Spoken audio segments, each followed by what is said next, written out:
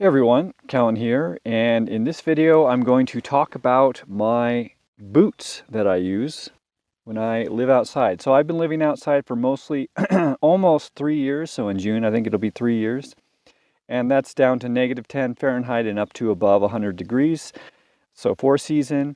And so basically, I can carry everything that I need in my backpack, and I also can carry a little bit of extra stuff on my solar electric bike, but basically I need very few things. But the very few things that I have, I need them to work really well. So basically all of the gear that I have, I list on my website at callan.org/gear.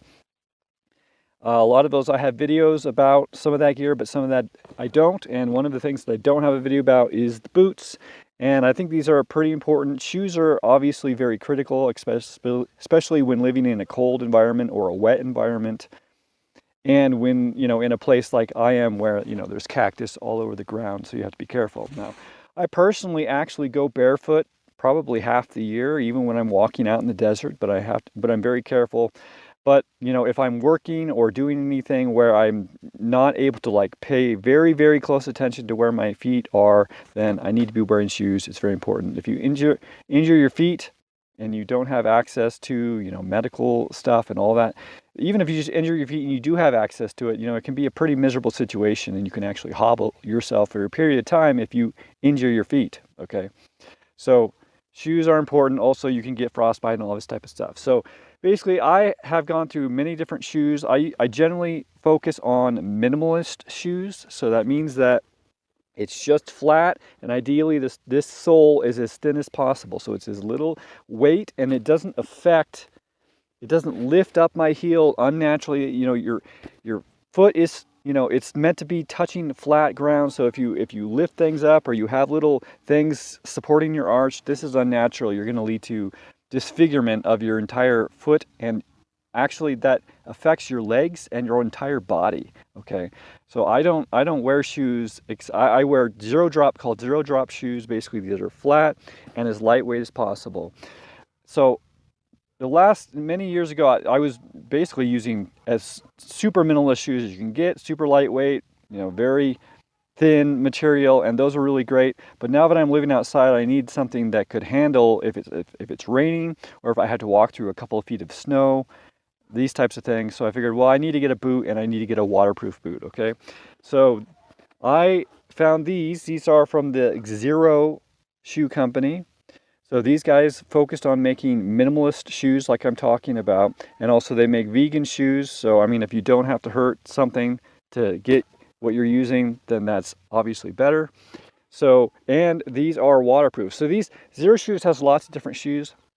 They have sandals too. This is my third pair of shoes from Xero, and this is the second pair of this exact same boot, because the first boot I got was just like this, and I had it for 2 years, and it's still in pretty good condition. There's some things that are kind of falling apart a little bit. So it has here, let me pull this out. Okay, so it has an extra insole because it's meant to be for cold weather to keep you warm. Okay, so they do actually add a little bit of a insole here, and you can see this insole has aluminum reflectors on it, so that helps it to reflect the heat and keep it warm in there. And this thing is one of the things that did wear out after that 2 years. Okay, this actually has holes in it in certain parts of the thing. So something else that wore out was basically, it is made of fabric. Like I said, it's waterproof, but it is fabric, okay? So if it gets caught on like a cactus or something, or like a really sharp stick, you can rip holes in it. And my other shoes did have some holes in it that I patched up with sewing needle, but they weren't waterproof anymore at that point. And then the other thing, after 2 years, remember 2 years, my only pair of shoes, and it's out in rough conditions, including, like when I was in Arizona, which is about as rough on a shoe as you could possibly be, okay? And 2 years of that type of usage, also including doing construction work, gardening work, all this type of stuff. Okay, so 2 years, and it finally got to the point where I had a little bit of a hole in this thing, and this right here was kind of starting to come off, getting to the point where it seems like this might actually start to separate, and that's something you can repair. But anyways, I decided 2 years, might as well get another pair. I like to have an extra set of everything that I have, so all the clothes that I'm wearing and including the shoes now, I have a separate backpack stuffed full of all those things, including the sleeping bag and a water bottle and a water filter and all this type of stuff, just like I have in my main backpack.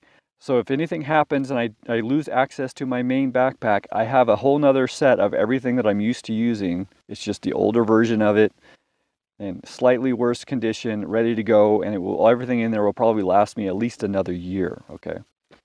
Okay, and so also, like I was talking about, it's really important for it to be lightweight because, you know, shoes don't weigh a lot, but every time you lift your foot, you are lifting that weight again. And so if you take 1,000 steps, multiply the weight of the shoe times 1,000, that's how much you've lifted, okay?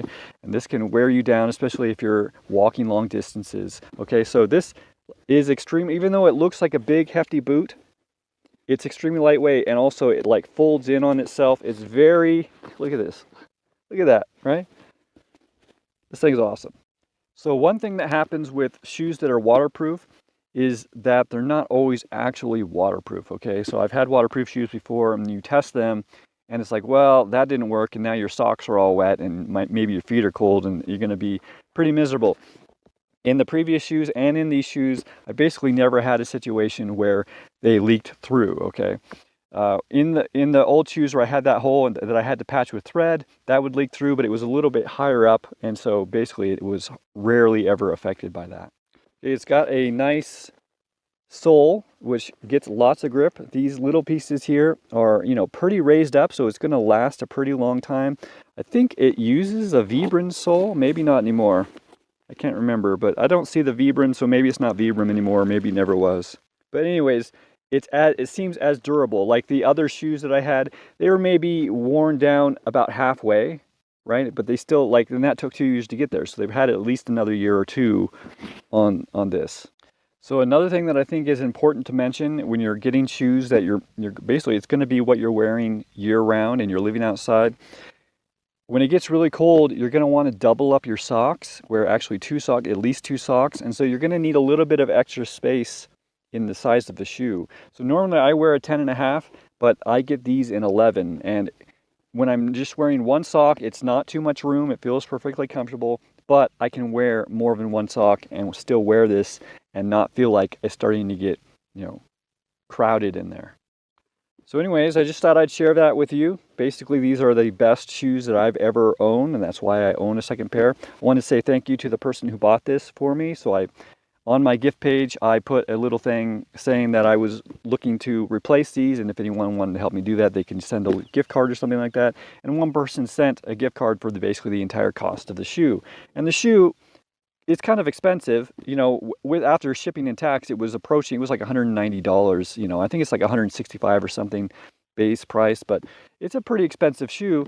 So anyways, thank you for buying that for me. I know that it was a big thing, and it's a big thing for me. These are going to last me a long time and go to good use. So basically they are expensive, but I would say it's worth it. It's the only shoe you're wearing, the only shoe I was wearing for about 2 years. Living outside completely, you know, 100% of the time. I think that says a lot, okay? So normally I don't do, and I'm not doing a affiliate link for this video for me, but I do have a friend, Christina the Astonishing. She has a YouTube channel. She's also on my website, moderndayWizards.org. I know she has an affiliate link, and so I don't really have any qualms using someone else's affiliate link. You know, if I'm gonna link to this anyways, you know, I don't want it to affect my decision making, and so I don't use affiliate for myself, but might as well help someone else out if one of you are going to pick up one of these boots, or you want to check out their other stuff on their website. I think it's Xero.com. So anyways, I don't remember exactly what this boot was called. This video is about this boot, but I don't remember what it's called. I think it's like the Alpine or something like that. So anyways, the link below will take you to their website, and if I can find her link, it will also help Christina out. So anyways, that's this boot. Hope that's useful to you, and I'll see you guys later.